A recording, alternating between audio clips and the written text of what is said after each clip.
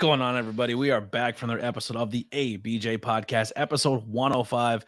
I'm really excited for this one. I've said before, we will slowly work in the entire team, and we're at number 2. Athan promised will be on the podcast of the Lost Boys. Super excited for this one. We've had Junie on. Now we're going to have him on, his tag team partner, tag team former champions, current champions. I'm not sure where they're holding or how they're going. For full disclosure, this is being recorded once again in October of 2023. So some things that we talk about, maybe you're like, I don't get this. Why is this? It sounds out of date. That's why what's going on. I'm stockpiling episodes. So most of the stuff you're hearing is not current, not active. So if you want to support the podcast, make sure you check the links below. All ways you can do it. There's t-shirts and merchandise pages. I am on Brainbusters. I'm on Pro Wrestling Tees. But if you want the full collection of over 200 logos and different merch styles, head over to my TeePublic. There is a ton over there. If you like movies and music and horror movies and pro wrestling spoofs, I got them all. Also in my link tree are links for logos by Hunter and Witchcraft by Lily, as well as Haley Stokes and a bunch of other people like the Converse Kid. Have you heard from the music of the podcast and people who have made logos for me, who have been supporting me on this journey? So make sure you go support them as well as my links to all my guest stuff. So make sure you go and support them on all social media for every episode that you hear. Comment on their most latest picture and say, hey, just listen to the ABJ podcast. You had a great time. Engage in those conversations and use the power of social media for good, of saying, hey, if you want to see them work, seek them out on YouTube or wherever they're performing at, but also tell your local promotion, hey, you should reach out to these people and book them and help these independent people get their opportunities and get their shots so they can work in a town near you. That all being said, thank you all so much. This journey has been absolutely incredible. At 105 episodes in, and there's no slowing down, no stopping. We have a lot of cool content coming up in the future. So stick around on this journey. Hit those like and subscribe buttons if you're watching on YouTube, or if you're listening to an audio platform, take a screenshot of you listening to it, tag me on social media, or use the hashtag #ILoveABJ, and I will see that. And just say, hey, listen to the episode. Here's what I thought about it. And feedback is always great. I'm always want to learn how I can get better, or things you enjoy about it, or if there's a question I missed, maybe when we have him back on in the future, or any guest, that question will be used. So without further ado, let me bring in my guest here, Athan. Promise. What's going on, buddy? Hello, how are you? I'm doing great. By the way, just before we went live, I seen the T-shirt. I think I actually wore that shirt during a future past episode. So we have the same style. I like that. There you go. I had said, hey, I'm going to be on the ABJ today. I need to wear my Shawn Michaels shirt. I mean, that's a good. I know how big of a fan you are, so I was like, yeah, love me some HBK. Yes, yeah, me too. That's why Backbreak Kid. That's actually like, yeah, that's why. HBK is awesome. We can talk more about him, but yeah, I'm sure we'll dive into that in a minute. So let the people know right off the jump who you are, what you do, and how long you've been doing it. Awesome, thank you. My name is Athan Promise, nicknamed the Backbreak Kid. I am 1/4 of the faction of the Lost Boys, 1/2 of the tag team, the Lost Boys, with Junie Underwood, Miles Penn, and Ryan Rise. We are a faction of young boys coming out of the Northeast area. So we're based out of PA, New Jersey, but we also wrestle a lot in New York, North Carolina, Vermont, everywhere and anywhere. Anywhere we wake up, that's kind of our stick. Wherever we wake up is where we wrestle. We're lost, we travel, and I'm so excited to be here today. Yeah. Now, how important is to you right off the bat? We'll stick with the Lost Boys. Is it to have a group of people like that, not only as wrestling family, but like, hey, we're gonna kind of stick together and make this a group. Like, it's not just, hey, we're a car full of people that are gonna show up at your promotion, but use this in a storyline. We're 4 people who you can use interchangeably. Like, you want to have us work against each other. Like, but we want to put over the fact that we are this stable of people. It's almost like behind the scenes of the Click. The people didn't know the Click was a thing until later on, and then the Click became the NWO. It became DX, and it was behind the scenes. It was a group of people who traveled together, and then that kind of became a thing with like stables. But you guys are not just a stable, you're a group of people who, traveling together, you're in car rides together. How important is that for you guys? I think the camaraderie in wrestling is one of the most important things. There's people that have your back and will always like kind of vouch for you, but then there's people that will like go to battle for you. So there's different stages of like relationships, right? Different levels of relationships. And I think to have those types of relationships where it's like a true brotherhood, especially so early on with a group of very talented like individuals, I think it's incredible. And Miles and I have been friends for a long time now. We met in middle school actually. So Miles and I have went to the same middle school, same high school. We came up together, and then we started training, and we were brand new. Junie and Ryan had literally just started. They were brand new, so we all came in at the exact same time. We're all around the same age. Junie's a little older, and then Ryan's in between us. But like, we're all just young kids who love wrestling, love the storytelling, love every aspect of it, and we just relate so much to each other. But having those car rides, well, one, it's cost efficient. I mean, you get to split the gas, you get to split up the driving and whatnot. Ryan doesn't have his license yet, so I'm going to put him on full blast for that. Or Ryan, social media at all. Like, you can't find this Yeah, guy. and you're right. He has a Twitter. He is a lost he boy. never You cannot posts find on. him. Yeah, I don't know how I'm going to we've book been him on this trying to get podcast. him. I got to send a pigeon to his house. We've been telling him. We've been like, hey, we're all gonna go on ABJ, and he's like, yeah, maybe. He's like, I love Anthony, but he likes that mysterious. Like, he likes that mysterious. We'll get him on here. But yeah, we've been telling him forever now. He You might gotta be make tied an to a chair, Instagram. but we'll get it happen. Right, we will. But no, Ryan, he's a blessing. He's just so funny, so smart. He always makes all of us laugh. Chris he's the youngest of us. By him and I are both 20 years old, just a couple months apart. But he's kind of like the kid of the group. He kind of like is that young, spirited, kind of just wants to live life. And then Junie's like he refers to himself. He's like the bigger brother, so he's the one that it's always his car, it's always his. He kind of like coordinates the plans and whatnot. And so it's a good group. It's a really good group. And to have those people really to go to bat for you, and to kind of like, we all come up with ideas together. We all talk about our frustrations together. So it's like people that you can vent to. It's people that you can collaborate with, come up with new ideas with. Like, four minds are greater than one, no matter how no matter what way you splice it. Four minds are greater than one, and especially when we're all so talented and young and just like smart of the business. And then also, we love kind of pitching ourselves to promoters. Like, we're so versatile in that, Junie and I are a tag team. Ryan and Miles are a tag team. But then, like, Miles and I can team up. Junie and Ryan can team up. We can do a trios match. We can do singles matches. We can fight against each other. We can, whatever if you want singles, tag, trios, a 4-man group, we have it all. So we've actually, like, most of the time when we're not teaming together, we may end up actually facing each other. So yeah, it's a great way to get that's kind of how I seen you. You guys were part of right. the Fight-tacular at Deppin's Brewery, and you guys kind of all worked against each other. And I honestly, like, I remember talking to everybody afterwards. I was like, boy, like, that Lost Boys team, like, they're young, but they all came in tonight and they put in work. Like, I maybe causing some deception here, but if I remember correctly, you in the first show, you and Speedball had a match, that one. Yes. And I said, like, that stole the show. That was match of the night. I think I even came up to you that night and I was like, you just had match of the night, brother.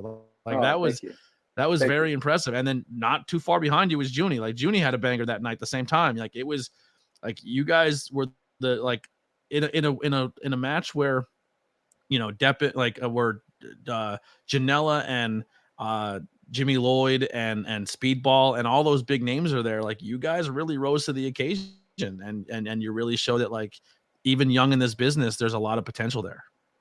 Thank you. I mean, we learned partially from the best. I mean, we have a crazy network of coaches and mentors, which is something that I'm, like, very grateful for. Like, we're very blessed. Yeah, in that way. You stepped in it, brother. When it comes to who you've been trained by, this list, like, if you don't mind, so cage match, I use this a lot. Maybe you can tell me how accurate or inaccurate this is, but okay. Like, your list of trainees. Now, if you want to talk about the Mount Rushmore of who I'd want to be trained by, Mike Bailey, Orange Cassidy, Sonny Defarge, and cheeseburger. Like Yeah, check. right. You know what I mean? Like No, right, and so many more too. Like, it's right. I mean, those are some of the top guys in the industry. So I mean, that's pretty cool. But just so many more too. So like, when Junie and I had the opportunity to face Speedball at those shows at the Fightertainment Spectacles with Tony Deppen, we were like, we were kind of very grateful for that. But also, he wanted to face his kids. Like, he wanted to face the people that he kind of brought up. So he was like, I'll face both of you in the same night, because we did a tournament style bracket. And we both just had a lot of fun. And we both can't wait to run it back with him in an actual ring, because it's one thing to do it in like on a mat, which was still very fun. I think we pulled it off as best as we could. it was great. But to do it in the ring is like a totally different story. Yep. But yeah, I mean, started out at the Wrestle Factory with Sonny Defarge. It was the old Chikara. And then we went to the Worldwide Dojo with Cheeseburger, with Preacher. And then Speedball independently here and there. And then, yeah, sometimes with people like Orange Cassidy. And now Wheeler Yuta and Drew Gulak and Tracy Williams. Dude, that school, if Catch Point, that's an awesome school. If you don't know about Catch Point yet, especially like I said, you have the Worldwide Dojo and you have Catch Point right there in like Philly or the outskirts of Philly. Right. It's wow. It is the hub. It is the hub. And then if you take a little bit of a drive further down to Lancaster, you got Ricardo Rodriguez. Like Pennsylvania is just a banger state right now if you want to learn professional wrestling. Yes, I agree. And same thing, like Pennsylvania and New Jersey as well. The Monster Factory, Monster Factory, H2O. We haven't trained there, but we've been there a lot. H2O. Creator Wrestler is Jersey and Creator Pro is New York, right? Wrestle Pro is Jersey, and then Creative Pro is New York. But also New York is House of Glory. There's just so many. Like in this 3-hour hub, it's just probably like just some of the best places you can go for professional wrestling training. It also comes down to is like, if you're willing to put the miles on your car, there's no reason why you can't take a 3 to 4 hour drive between New York, New Jersey, Pennsylvania, Ohio, or even Massachusetts or Connecticut and get good at this industry. Beyond Wrestling School and all of their affiliates. It's all Maryland Championship Wrestling. Yeah, right there. It's the Northeast, man. I mean, I'm probably missing stuff in Delaware. You know what I mean? I'm like, you know what I mean? It's everywhere. There's the Northeast area, like you're saying. Yeah, everyone you watch on TV right now, like, is all from essentially Northeast wrestling. Like, there's some West Coast and some Florida and some stuff like that, but like 90% of what you're watching, especially on the AEW side, all got their chops in the Northeast area. Yeah, it's awesome. And like Worldwide Dojo, Wrestle Factory, very grateful for. Catch Point, I plan on going there a lot too going forward. Drew and Wheeler Yuta are just two very smart, very caring individuals, and just like that network of people to learn under is just it is truly a blessing. I think that's a large part of the reason the Lost Boys, we're like a very unique group in that like we're the only ones that have kind of trained under all of these places. Like it's a very like small kind of group with that. It's us, Harleen Lopez, Journey Burke, and just like a couple of others. But like, yeah, I know it's so that's why we were all taught very well. That's how I'll put it. Yeah, there's what's his name? I just seen Ben the Bean. He's from Catch Point. He literally wrestles like your photo here. He literally showed up in the young boy gear, black knee pads, black trunks, very, very new. And he came to the sanctuary the other night. He killed it. There was a guy, I'm trying to remember his name too, that just came to the sanctuary from Catch Point. He was super impressive. So like there's a lot of young talent that are coming out of there. Is it Tom LaRosa? He's a Catch Point kid? I feel like that was Tom LaRosa. I'm not sure. Tom, maybe, yeah. Ben definitely rings a bell. I feel like Tom also rings a bell, yeah. Just seen another kid too. That's awesome. He literally visually looks like he should be a Lost Boy. So if you guys recruit him, he has my stamp of approval. He goes by Just Jay. He's a Three Legacies kid. Oh my gosh, I love Jay. Yeah, Jay's awesome. Jay should be a Lost. He looks like a Lost Lost Boy. Like he looks like he would like visually look at the part of a Lost Boy. Right. Yeah. Right. That is true. That is true. He's doing his own thing right now, and he's fantastic. He has a really bright future. Like, yeah, I told him at the past 3 Legacies show, I told him, I said, hey, like, I want to wrestle you. Like, let's get that going. You know, I want to wrestle all I'm you. saying is the church every first Friday. Come out. I want to see that match. I don't really tell people to come there. I just want to call it. I want to be on commentary for it. I'm trying to make it so if people think I'm good enough at commentary, that if they want to be called by a match by me, which means absolutely nothing, they got to come to the sanctuary. You know what I mean? Like making that exclusive, right. I guess, right? There you go. Which means who the hell am I? Anyway, but just being selfish, I guess I just want to call those matches. No. You know your brand. You know how to draw. He's like, hey, come to the sanctuary if you want to be commentated by me. I love it. Yeah. So so one of the things that I kind of been pitching and saying that like I want to happen in the worst way, I kind of said it on the Griffin McCoy episode as you know, when you think stables, obviously you think of a 4-man stable, Young, Dumb, and Broke, right? They're and then you guys are kind of that next one kind of coming up, and I was like, we need that 4-on-4 just fight around the bar at Fightertainment, like Lost Boys versus Young, Dumb, and Broke at the bar. You are not the only one to say that to us.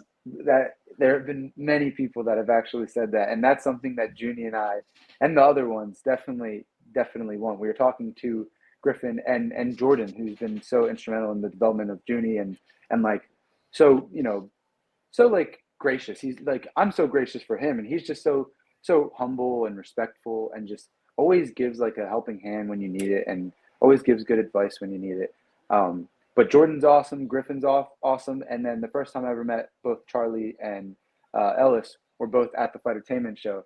But Charlie's the man too. Ellis is awesome, so it's like that needs to happen. We've been trying to tell Speedball, like, hey, a 4-on-4 on a mat may seem a little crazy, but we can make it work. And it needs to happen. You're going to need a lot of roving cams, because I feel like you just that has to just fight. It has to go everywhere. Like get 4 cell phones, just record as you're going and send all the footage, and then splice it together. It's got to be like a Stadium Stampede style, but in this little tiny bar. Maybe we can go out into the street, go in the back. Oh my God, it'd be sick.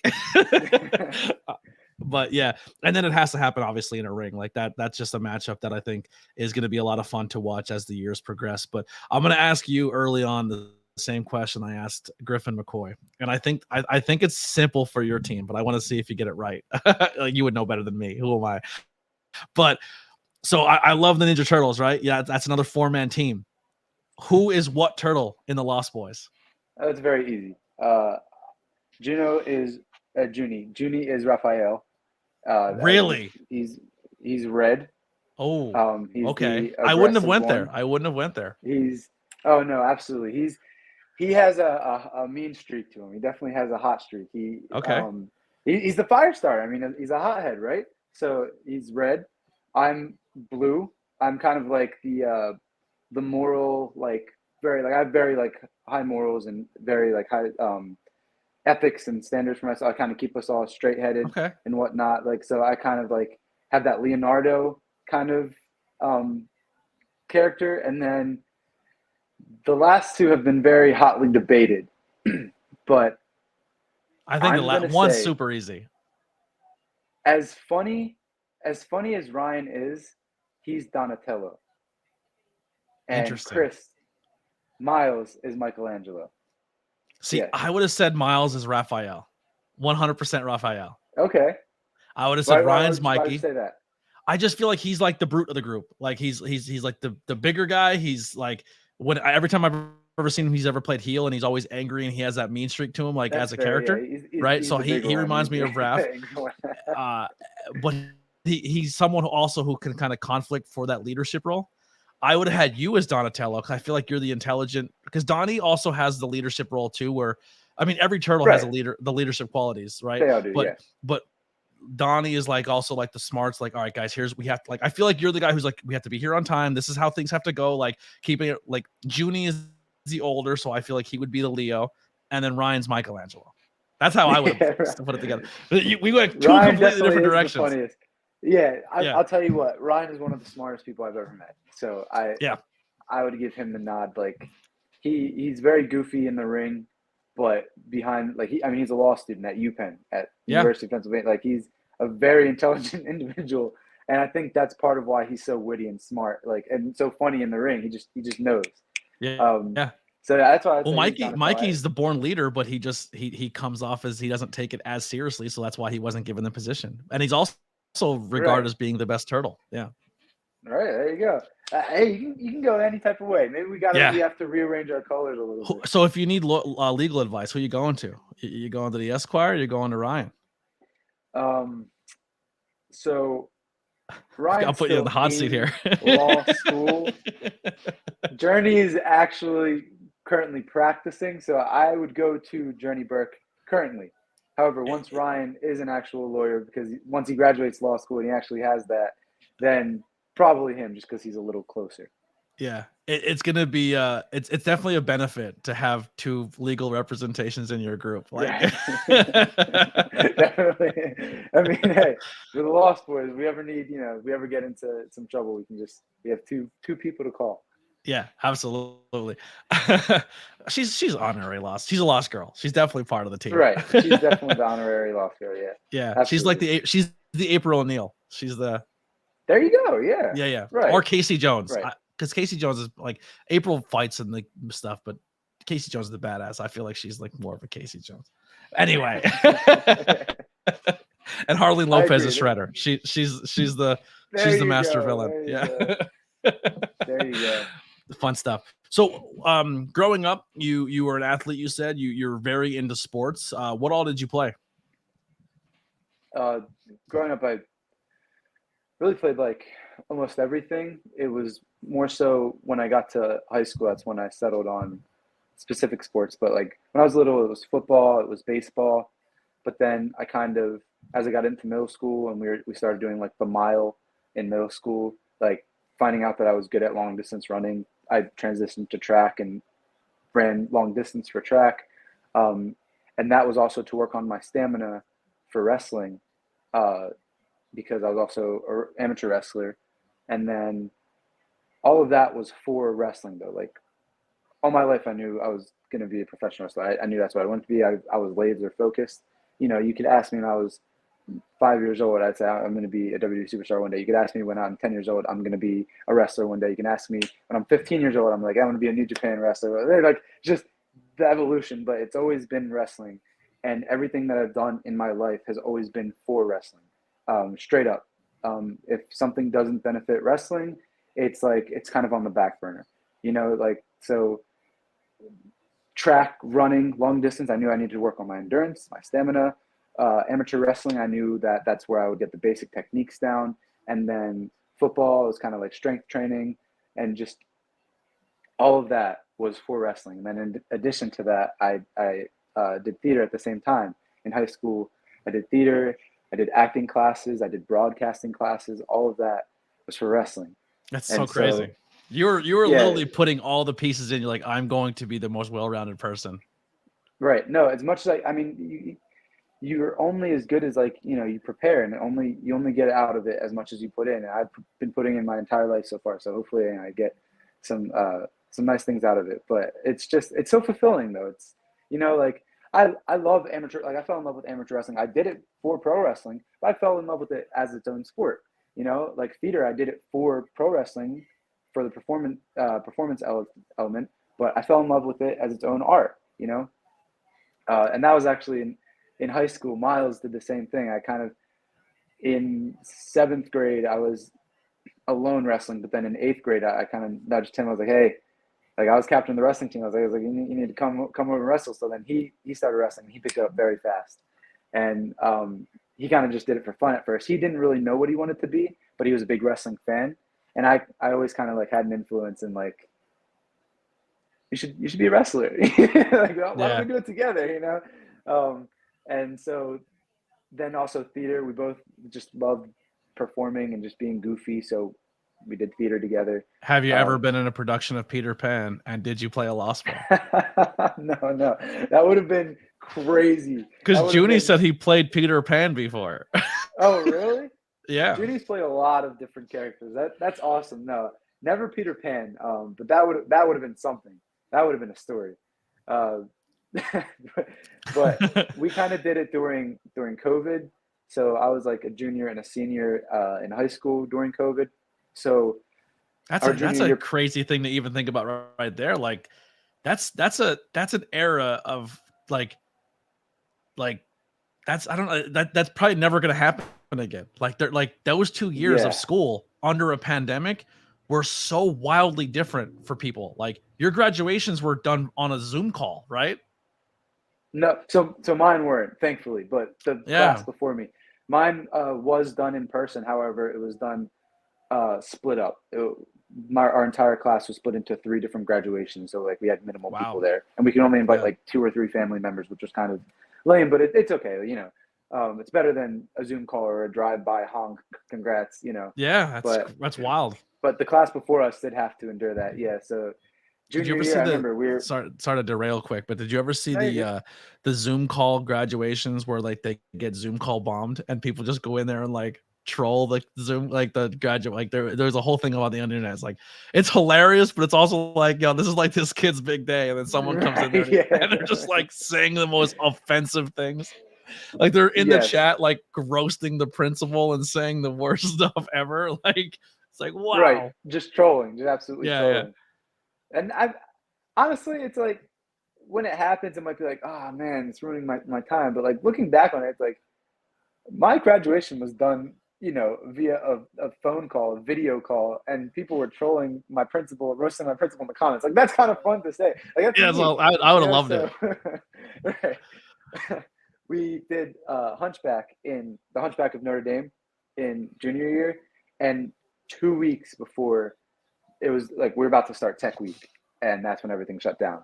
So Man. we had the entire season, we were preparing for it. I played Phoebus de Martin, the soldier love interest to Esmeralda, the gypsy main character, and Miles played another soldier. So we were kind of like soldier partners. And then we had a sword battle. We had a sword fight. So that's another cool. I'll talk about that in a second. That's really cool. We got like professionally trained in sword fighting. But the year before that, we did Godspell, and Godspell is a very open-ended, kind of creative. Like it's like a loose story of like Jesus, but it's kind of like you interpret it how you want, and it's kind of like Mhm. ours was a whole bunch of kids on a playground. There's like a movie, it's like hippies in the 70s and stuff. Like you can just interpret it however you want, and it's very like the scenes are very open-ended. You can kind of construct them however you want to. Like And Romeo our and Juliet, where director, you could take the idea of it and flip it any way you want. right, right, Yeah. and our director was a big wrestling fan. Uh, so he knew Chris and I were wrestling fans. We kind of bonded over that. And then Miles and I would always wrestle in high school. We'd always like wrestle in class and stuff. We wrestle, throw each other into the lockers. I remember one time we were in track practice, and it was an indoor track because it was raining outside, and we were wrestling around. We were showing everybody like our moves at the back of the line for warm ups, and then boom, I tell him, I kind of call to him on the fly. I say, throw me into the lockers. He's like, what? I'm like, throw me in the locker. So he tosses me, bam, I sell it. I get on the floor. Everyone's like, oh. And our coach, our track coach, who's like a very respected, like he's very successful, like very stern kind of like guy. He goes from the front, who the is banging on the locker back there? He starts yelling, and everyone like kind of like parts ways, and it's just like me on the floor getting up, and Miles Still just sitting selling. there. So, we would just always wrestle, and Does your in fact, yearbook say like most likely to become tag team champions and is used to? I wish that would be cool. No, I was most likely to change the world, but I interpret that most likely to change the professional wrestling world. You know, get I love that that. I going. love that. But in our acting class too, it was a creative project. We had to do a little skit on how we interpreted our creativity, like kind of how we were creative, like what we were passionate about, and how we interpreted acting and in you know being creative. Basically, it was Yeah, yeah. very like do what you want, kind of show your creativity.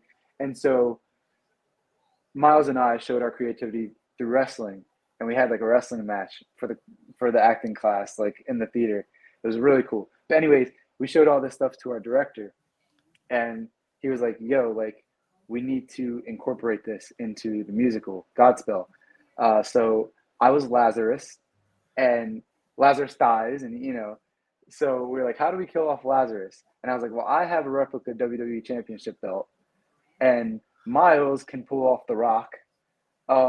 So why don't we have The Rock come in, have a match with Lazarus, and he kills Lazarus?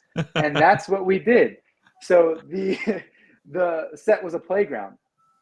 So I'm Lazarus, whatever, and then all of a sudden in the middle of the production, if you smell, like the lights go up, and Miles comes up at the top of the slide with the WWE Championship and the like Team Bring It shirt, and he slides down the slide, and he says like, "Who are you?" And I'm like, "Oh, I'm Latin." And he says, "It doesn't matter who you are," And he's like, "Ring the bell," and everyone surrounds us with jump ropes as like to make the ropes. And I'm like, as Lazarus, I'm like, "Wait, what's going on? Wait, hold on, I don't want to fight." And we had like a match. Like it was so cool. Like I stunnered him. People's elbowed me, and that's how he beat me. And Lazarus passed away. We were like, everyone around was like, "Oh, Lazarus, get up, Lazarus." Oh gosh, I think he's dead. Like, yeah. Rock just killed Lazarus. But anyways, it was awesome. So how if you and Miles are so like your whole lives been so close, and then you enter the pro wrestling scene, and then he kind of teams up with Ryan, and you team up with Junie, how does that decision come if you guys were so tight and so close? Right. So it really was because when we started out at the Wrestle Factory, we were in, so there's these different tiers. There's 101, which is once a week. It's learning the basic bumps and holds, like wrist locks and whatnot. And then there's 201. You learn how to run the ropes and how to enter and exit the ring safely. And then there's 301. You learn like the basic suplexes and whatnot. And those are like tiered curriculums. They're 7 weeks. Once a week, you learn the basics. And then there's the core curriculum, which is like the multiple times a week. You kind of learn everything, right? Yeah. And it's much cheaper. And we started in high school. We started in as seniors in high school. So we were both 17 at the time. And we could only do the tiered curriculum because we were in school. We could only do like once a week on Sundays. So we both started the tiered curriculum at the same time. However, right after, I think we both did 101, and then we both did 201, I believe. Right after 201, I joined core because like school started winding down. And so I joined core, and I was wrestling a lot with Junie and with Ryan, training a lot with them. And Miles still did the tier curriculums. He did the 301, then the 401 eventually. And it took him a while to join core. He didn't join core until much later. So after months and months and months of go by of training, Junie and I kind of like are like, like we have a lot of chemistry in the ring. Like, let's be a tag team. And this is all before like it became a big group. But we kind of decided we wanted to be a tag team. And Miles and I like had talked about being a tag team like previously, and it's still a possibility. We team up here and there. We made our LVAC debuts actually, like Lehigh Valley Athletic Council. We made our LVAC debut as a tag team, Miles and I, and then Junie made his debut as a singles competitor, and then we all just had a crazy big experience, crazy fun show called Steel Stack SmackDown, and we opened the show, and that was the first ever time the Lost Boys got to wrestle 4-on-4. Against the Cyberhawks and Montekia. So that was a awesome experience. Holy shit. Right. There's a team I didn't know I wanted until you just said it. The Cyberhawks and Mantequilla. Yep. Perfect fit, right? It was incredible. It was I actually just talked to Mantequilla over the weekend, and future guests, we'll say. Future guests. I think the Cyberhawks on here too. He's awesome. But I think he just hurt his knee. He's going through a little bit of a knee thing right now. Yeah. He pretty bad knee injury. He'll be out for a good couple months, but that was his last match actually. So like he had gotten injured prior to that, but he didn't really do much in the match. He was like, I'll kind of pose around, but I won't do much. And now he's taking time off to rehab. He's so good. Best, but he's awesome. Yeah, the Cyberhawks are awesome. So that was a really fun match. Actually, it was really cool to peel back to Kurt a little bit. Like I was at the show, and I used to work for this promotion, and I mean I'll probably still go back and help out here and there, and I even did that night. Like I kind of just did like small things here and there, but PPW, and he was like a locker room leader, man. Like he was back there like helping with promos, and like people would come back, and he was in the gorilla position watching the whole night, and he can't participate, but he was like taking on a role of like a backstage agent, and it was really, really cool to see him in that light. And like he kind of pulled some of the younger people away, and he's like, yo, well, why in this match, did this make sense? Like, does it make sense to do this or this? And they're like, you're right. Like it was cool to see him in that light. I love seeing that backstage stuff. Like it's my favorite. Right. He's done that plenty of times to us, and Yeah. in like the most brilliant ways, to where he's given us so many like awesome little gold nuggets of tips and information and just tricks of the craft. So he's really smart. I like him a lot. And then the Cyberhawks are really smart character wise. Like they have it. Like they know what they're doing, and it was really fun experience. And then sorry to backtrack. I know we're kind of all over the place. I just like to talk about wrestling. I love it. To go back to the theater, so we did The Rock versus Lazarus. Then the next year, our theater director, we did Hunchback, and he was like, "I want you guys both to be soldiers, so you guys can have a sword fight because I trust you guys, like stage combat." So they brought in a professional sword handler and stage fight, choreographer, and she taught us how to properly handle, hold, spar, kind of like fencing in a way. Like fencing, yeah. Right, and it was just like we were taught professionally for this musical, and we we incorporated wrestling into it. Like there's like a back elbow, and I was but it was just really cool. So back-to-back years in theater, we got to perform stage combat with each other, and so that was our precursor to wrestling, to pro wrestling, and it was just those times were really hard because in terms of balancing them. Miles and I were both on the wrestling team, then we were both in theater. So it was both sides. For those that don't know, like wrestling, amateur wrestling season is from November all the way until March. Yeah. And then for the spring musical, it's December all the way till April. It's the exact same season. After school, you're at one or the other. Except Miles and I were like, no, we're going to be at both.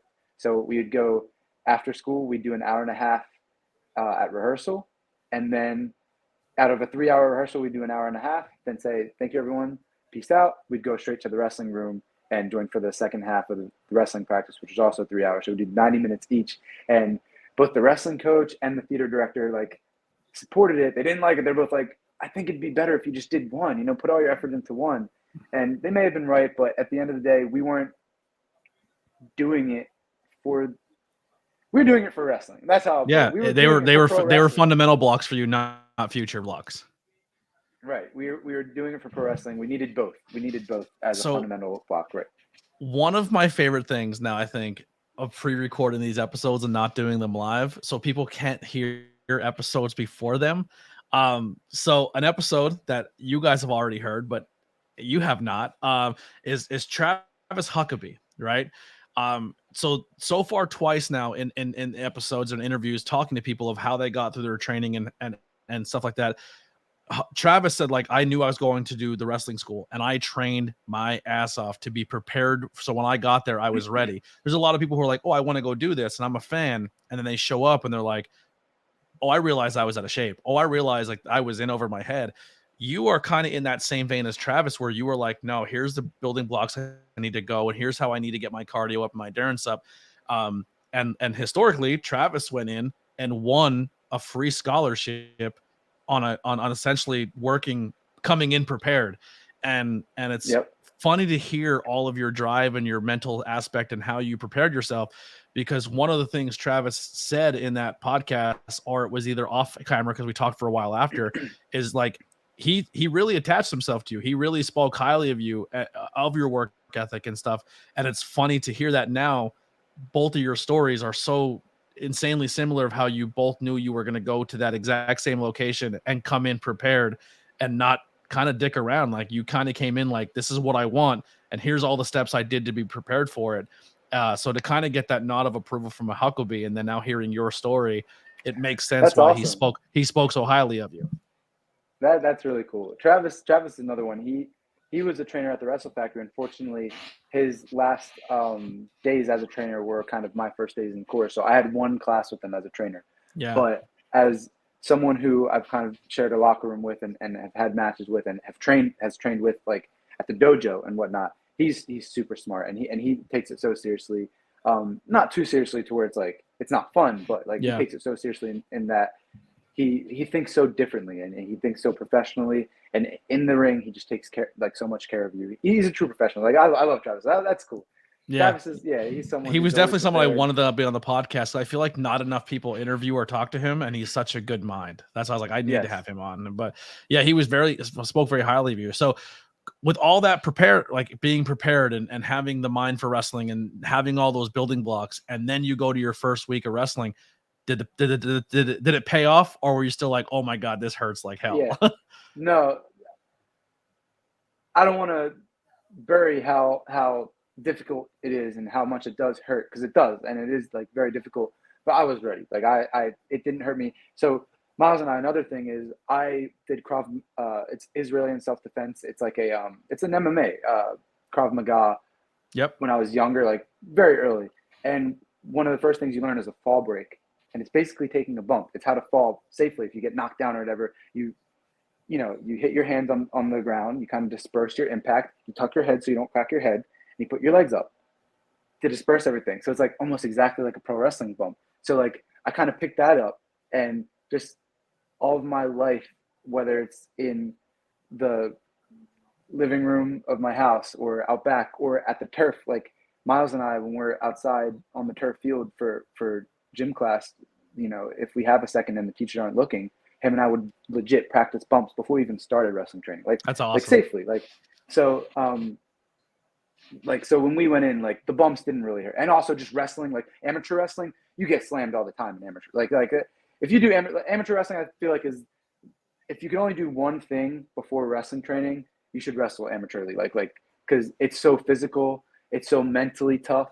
The conditioning is crazy. Like it prepares you so well. So when I came in, like the conditioning for wrestling was a breeze. Like mentally, it was a breeze. Like the physical aspect was a breeze because I had just done sports, like physical sports, and I learned how to fall safely. So for me, like I truly came in prepared, and it was something that I was also just so like energetic and so young. Like I knew this is what I wanted to do, so I was also just like, this is awesome. Like I could do any type of bump. It was just so cool, but it does definitely hurt. Like it Yeah. after a while, you start feeling it, like oh, my body's cracking in ways it never has before. I wake up, my neck is more sore than it ever has been before, and I didn't even fall in it. It's just from tucking it so hard all the time. Yeah. So it definitely is physically challenging. It's funny because I've gotten debates before with other content creators and talk wrestling with people, and the biggest thing right now is you hear a lot of people on the internet wrestling community who don't really follow the independent wrestling scene, but they see a Billy Starks or a Nick Wayne on TV and they go, they're 18. Like, how much did they really do in this business to get where they are and do what they're doing? And hearing stories like yours and knowing stories like Griffin McCoy's and Jordan Oliver's and Nick Wayne's and the Billy Starks of the world, your generation gets a lot of crap for saying, oh, they're soft, or they're this, or they're that, or they're not motivated, or they don't want to work. Your generation is watching the world in a different lens, and you guys are seeing the world differently than the older generations, and you guys are motivated to be like, this is what I want, and I'm going to try it until I fail, and then I'll give the real world a shot, or I will have the real world as my backup plan, but I'm going to chase my dream. And I think that's where your younger generation sets itself apart, because like most people at the older generations of this business all didn't know how to get into it. And if it was like a secret society and you had to know somebody or get involved with the right people to get involved. So the industry is so different now. And some places are letting people in at 14, 15. They can't do everything, but they can at least learn things from there.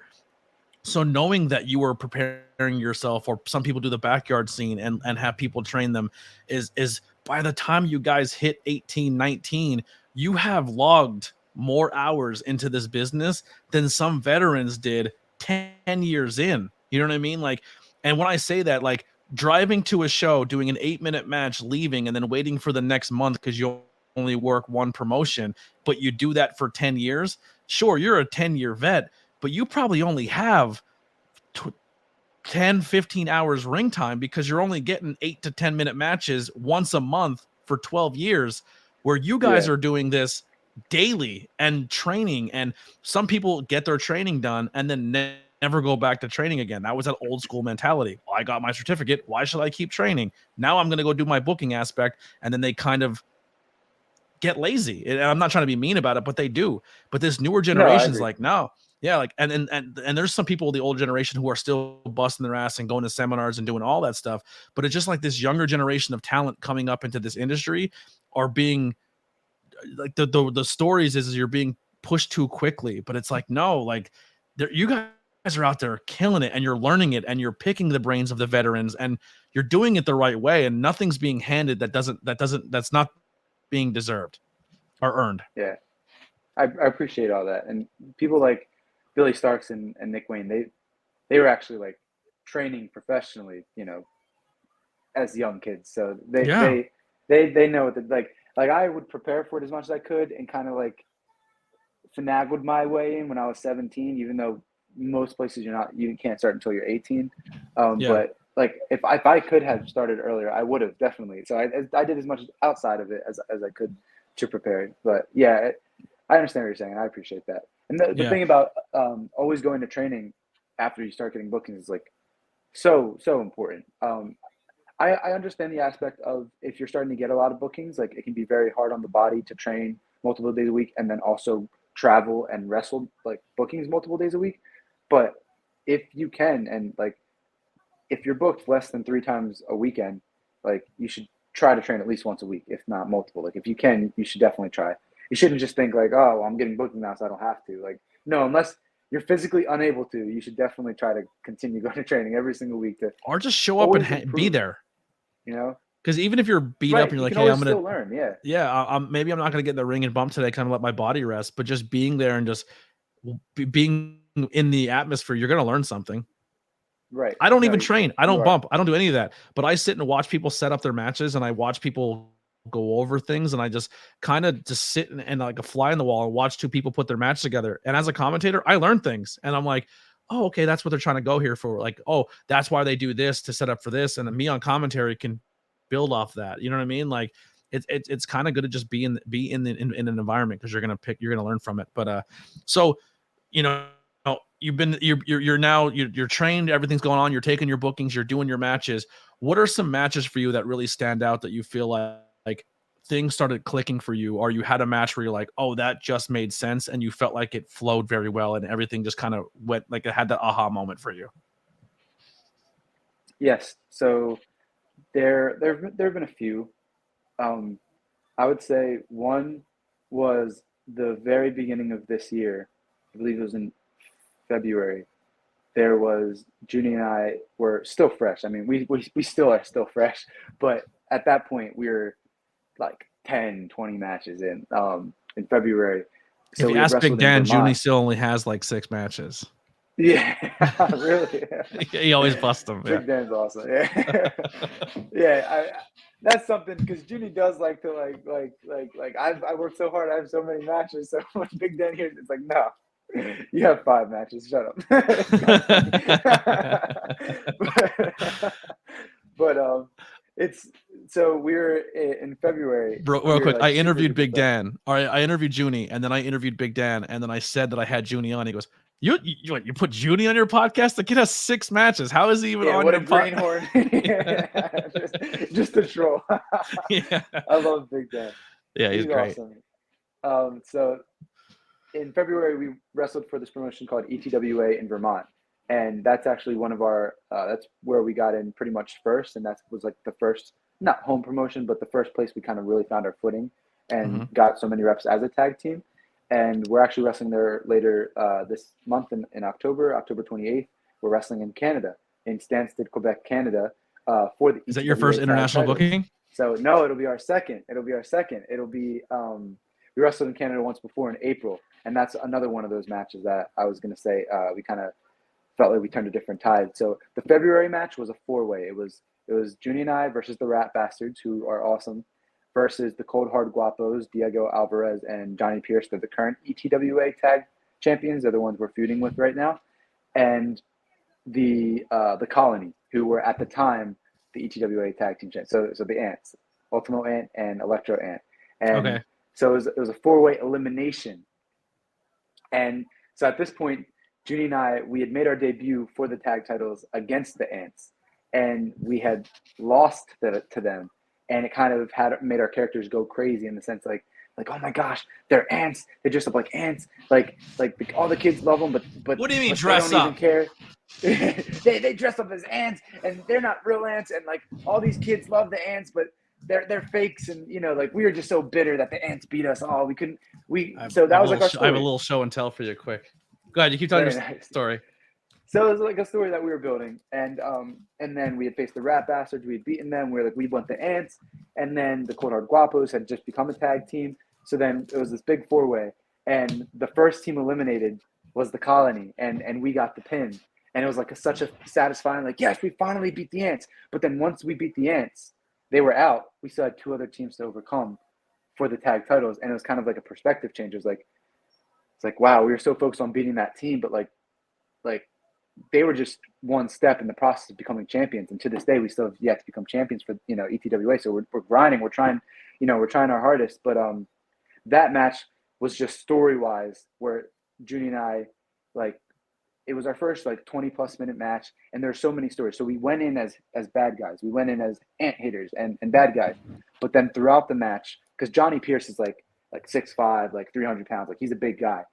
Throughout the match, it was like, this big bad guy just beating us down, and we had to learn how to be resilient. So kind of like throughout the match, we started as ant haters, beat them, but then once they were eliminated, we were the underdogs. So we kind of fought from underneath and had to persevere. But at the end of the day, we were choked out and beat down, and we lost. And it was humbling for us. So it was kind of like a little bit of a double turn. So that storytelling process within that match, the eliminations and just the nuances and whatnot, that was where we were yo, we're telling, we've always wanted to tell stories, but that was the first time we were we are so proud of the story we just told. And then a couple months later, it was our first international booking in April, and we faced the Cold Hard Guapos for the tag titles, and that was in Canada.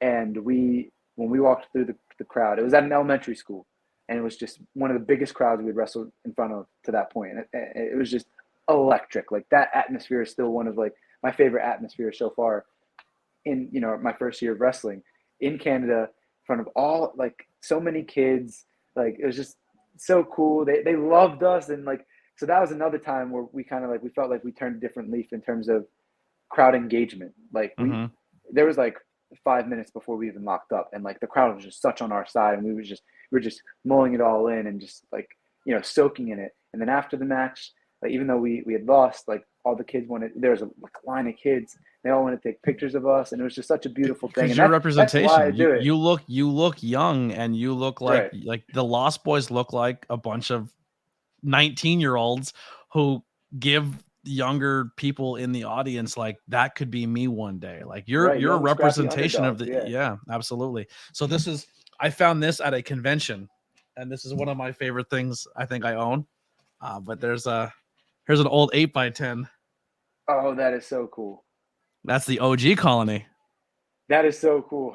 The OG Colony are goats, if you know, you know, we'll just say, yeah. The OG Colony, yeah. I mean, and just picking all of their brains, and just the Colony, and then the new Colony too, is just that. What a great great evolution, history of a great faction, yeah. So the story. If you want to learn storytelling, that's a team you pick their brain, and character development and character development. Absolutely. I mean, considering the characters they've gone through. Yeah. I mean, absolutely. Yeah. So besides professional wrestling, actually one more professional wrestling question, and then we'll jump in. But you travel a lot, you work with a lot of people. Besides the Lost Boys and some of the names we said, who are some people out in the scene that you have worked with or you've seen that more people should be aware of? Leo Sparrow. Love Leo. Leo Sparrow is he's awesome. He gets it in terms of character wise, and then also professionally. I want to take so many professional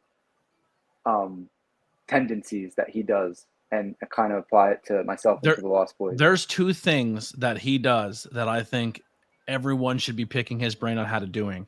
So I booked him for the podcast early on. When you book him or you're doing anything with you, he sends you a Google Drive link. Yep. And that Google Drive link has his music, has his 8x10s, has any clip art you may need to put him in graphics. It has his entire bio. It has all of his social, like that one Google Drive link that Everything he about sends his you. character, right? It's Everything is him. there. It's Yeah. his entire brand. Yep. So you And have easy then access to it. And then commentary when cards. you're on Yeah, commentary, he it's walks up awesome. and hands you a commentary card and is like, here's all my notes, here's all my monikers, here's what gets my character Right. over. And being on commentary, I was like, this is amazing. I remember I took a picture of it and I was like, this is the coolest thing. I had him sign it after the show. I was like, that's awesome. But it was like the Leo Sparrow commentary card. I remember taking a picture of him being like, yo, this kid is the GOAT, like as a professional. And I remember the Acclaimed both Absolutely. retweeted it. And I was like, tag team champs, baby. And Yeah. but no, the kid is just, yeah, he's super talented. A lot of people can learn a lot from him. And he's, like I said, he's still super new to his careers also. He is, yeah. But he's such a hard worker, and again, he just has such a mind for he went to college for business, and so he's just so like oriented, and that's something, the commentary cards, the drive, like the link, having all of your brand kind of so set and having it all in one place for easy access like that. I admire that. So that's something that I look up to and want to try to emulate and replicate. So Leo Sparrow, very talented. A shout out to Harleen and Journey, people that we've trained with. And hopefully by the time this airs, we'll have a few of them recorded. But I'm doing like the movie reviews and like pop culture stuff that I'm going to start recording once I get all these interviews done. But me and Harleen are going to possibly do a series, and if it doesn't come to fruition, then someone remind me when this airs of why didn't this happen. But she likes the Saw franchise, so we're going to go through and rewatch all the Saw movies and then have like a review of different, like every Saw movie. That's cool. That's and really hopefully cool. by that time, because the new one just came out, and we're hoping by the time we get through the old Saw movies, the new one hits streaming, and then when it's hot for streaming, we can go and do the new one. Because she's super into horror movie, and she's like, it gives me a break from watching, because all I consume is wrestling, so I have nothing else. So it would kind of give me a break a little bit, and I'm like, that'd be a lot of fun. I'm hoping to do that more with more talent, where like I have like whatever you're passionate about, we come on and we do an episode of a movie or a TV show you really liked or something like that. Absolutely. Yeah. Anybody else? There's a lot. I mean, the Northeast is crawling. I would just say jam-packed. Look up places like CZW. Look up places like the Slime Balls. They're incredible. Very good. Look up places like CZW. Look up places like Wrestle Pro. Everyone coming out of the Worldwide Dojo, like Sturdy Sal and the Cyberhawks again. Thunderhawk is the newest one. He's incredible. We've trained with him. So yeah, look out for those types of people. Yeah. So besides professional wrestling, last question here. What else are you into? What are the things that you're passionate about? If you're taking a break and you're not watching wrestling or consuming wrestling, what is your release? It's mainly sports. Like I love sports. I'm very passionate about sports: football, basketball, baseball, and somewhat hockey, but definitely football, baseball, and basketball. While we're recording this, the Phillies are in the playoffs, so hopefully when this airs, we can say, yes, the Philadelphia Phillies were the 2023 World Series champions, hopefully. But so sports. And all Philly sports? Are you like a diehard all Philly sports guy? Or yeah, 100%. I mean, I bleed green, red, blue, and orange for sure. But I respect like I'm not just like, I don't just watch Philly sports. That's the thing. I love sports in general. I root for Philly sports, but I watch all sports because I just appreciate the craft. I appreciate the storytelling, and we talked about this briefly before coming on. The storytelling within sports. Like the story of the game or the story of the season, or for example, this Philadelphia Phillies team reminds me so much of Cody Rhodes, like, and his story for WrestleMania 39. He came in, the Astros are like the big bad MLB team, and cheaters, like the big heel, right? Exactly. They're the cheaters. They're the big heel team, and like the Philadelphia Phillies are like this like underdog. Like they're coming up. They're finding their way. Like they signed the superstar Bryce Harper. They got all these pieces together, and like they're ready, and they have the most magical postseason run, like how like Cody's was like the torn pec and the beating Rollins, and then like goes through all these trials and tribulations. Did Philly already lose at Mania though, and get through this nonsense of the tag team champions? Because that's all bad. The tag champions. But the World Series, the World Series last year, it was the Phillies and the Astros, and the Phillies lost. was the most heartbreaking thing. That was like a magical. I thought we were destined to win last year. It was the most magical postseason run ever. And then this year, we're back. We're having the postseason run again. The magic is going again. And maybe we'll face the Astros in the World Series again because they're in the championship series. It'll be them or the Texas Rangers. So hopefully when we come back to this, the Phillies will finish the story. Hopefully they will finich the story. So it's like it's that the stadium parallels is are just insane. so much fun. Like I don't watch baseball. Baseball bores the life out of me.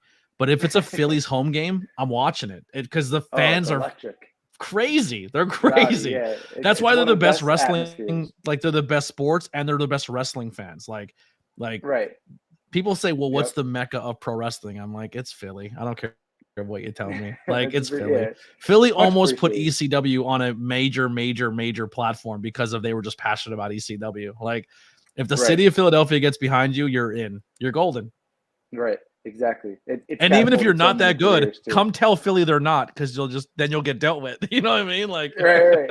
And you'll get booed. You'll get heat. yeah. So. Yeah. But also, in addition to sports, also like superheroes and Marvel, DC, and then also cinema, like watching like movies and kind of screenplay. So it's kind of all superheroes and movies plus sports, everything I'm into. pro wrestling. Yeah, Yep. it's pro wrestling. That's what it is. What's one of your favorite movies? Like if you've watched 100 times. I'm writing this down. So I have like a little bit of like of a top three that kind of on any given day could be any of these. But Stand By Me was growing up. That was one of like my favorite movies. Stand By Me. That's just that's the ultimately. Oh, that's My Girl. Story of, that's not Stand By Me, is it?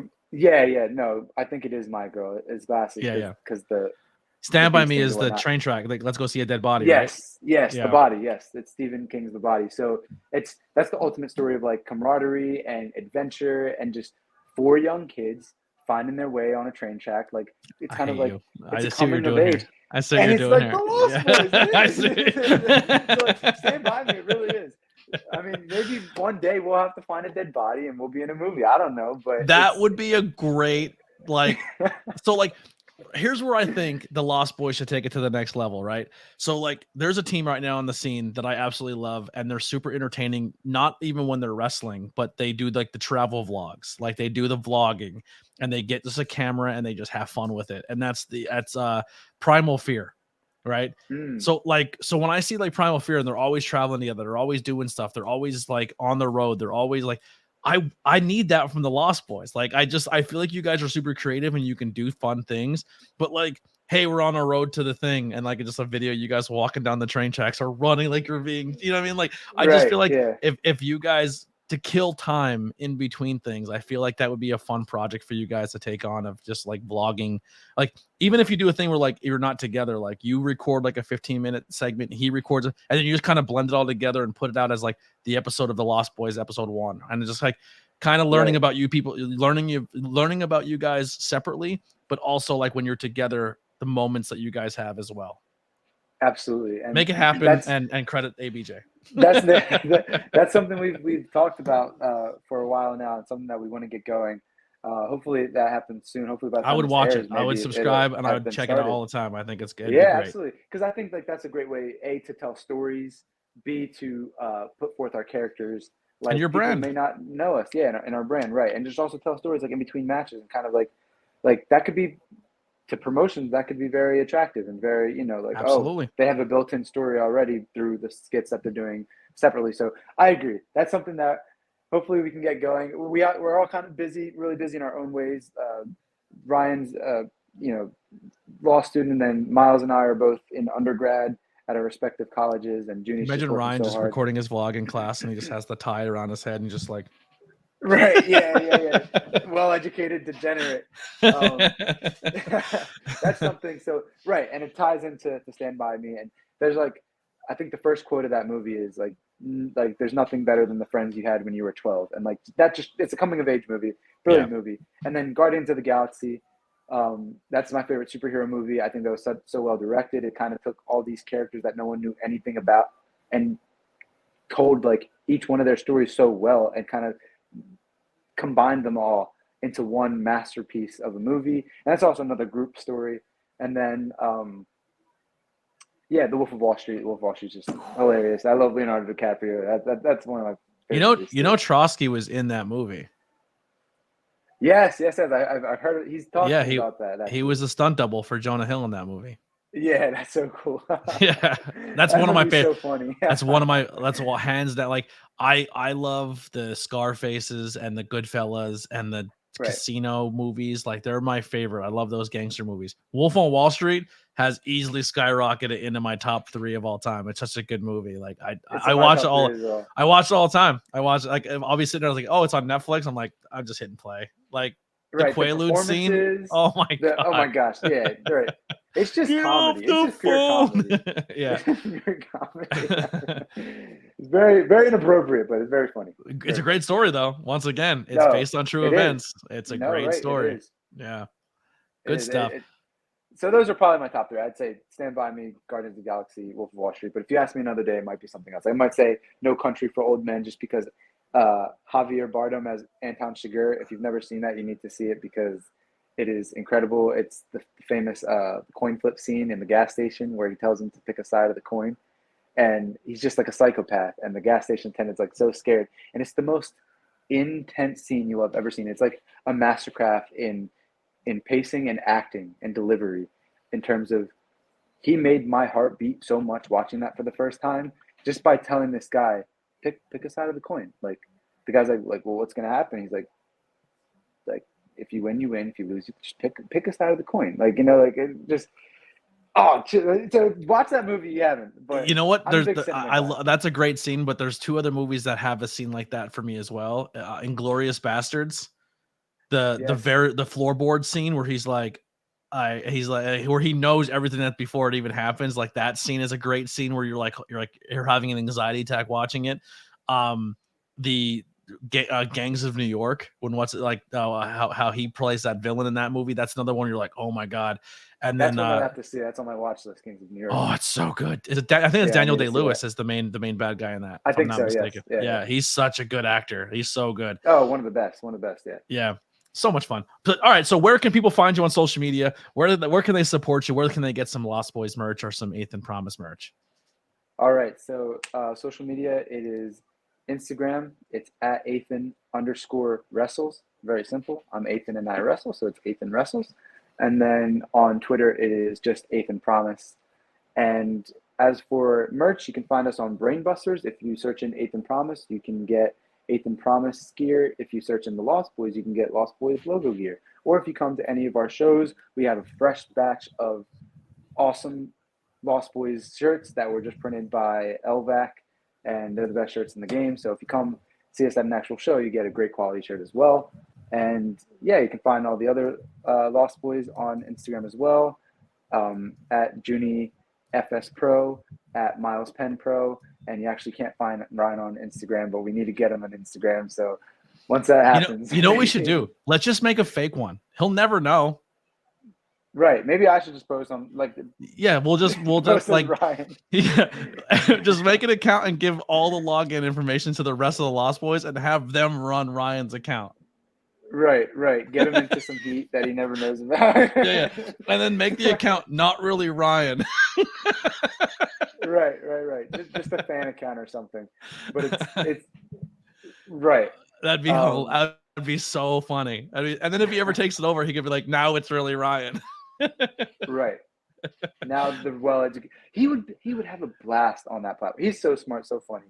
So if you haven't seen any of his stuff, look up on YouTube Captured Lightning, and you can see the story of the Lost Boys. It's a 3-match trilogy of pretty much a prequel of how we kind of came to be as our current iteration, how Miles joined the group, and how we kind of developed our identity. So if you have YouTube, which I know you do, go look up Captured Lightning and watch Miles versus Athan and Miles versus Ryan and Junie, and then the Fatal 4-Way. Love it. Thank you so much for this. I appreciate you so much, man. I love you to death.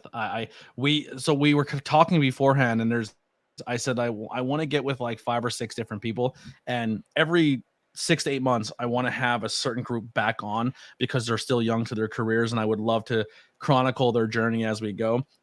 So if there's anyone out there that you've been listening to that you're like, yo, I want a second episode of, please let me know in the comments. But I'm gonna tell you right now, Athan, Junie, Ricky Price, Precious, Harleen, Journey are all on that list of coming back on in the future to keep doing updates with and learning about them, and just kind of, we got the origin story done, and now when we come back in, we could talk like wrestling, and then like, did you see that new movie? You know what I mean? Like, it's gonna be a lot of fun. So there's like, I can't wait. Like, it makes me excited to make the content, just to have these conversations, and it's friendship building, and it's all that really fun stuff, and I look forward to it.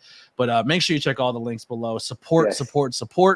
And one more thing I want to say. Oh, go ahead. Just about you, ABJ. I know you've been going through some tough things, brother. I love you. You are doing great work. Everyone should be following you. Everyone should watch your work as a commentator, as an interviewer, as a podcaster. Just, you're such a professional, and you're a blast to talk with. So I appreciate you. You're doing great work, full steam ahead, and I am so excited for big things to come for you, right? Thank you so much. With that, we'll end it there. Here's some music by the Converse Kid. We'll see you on episode 106.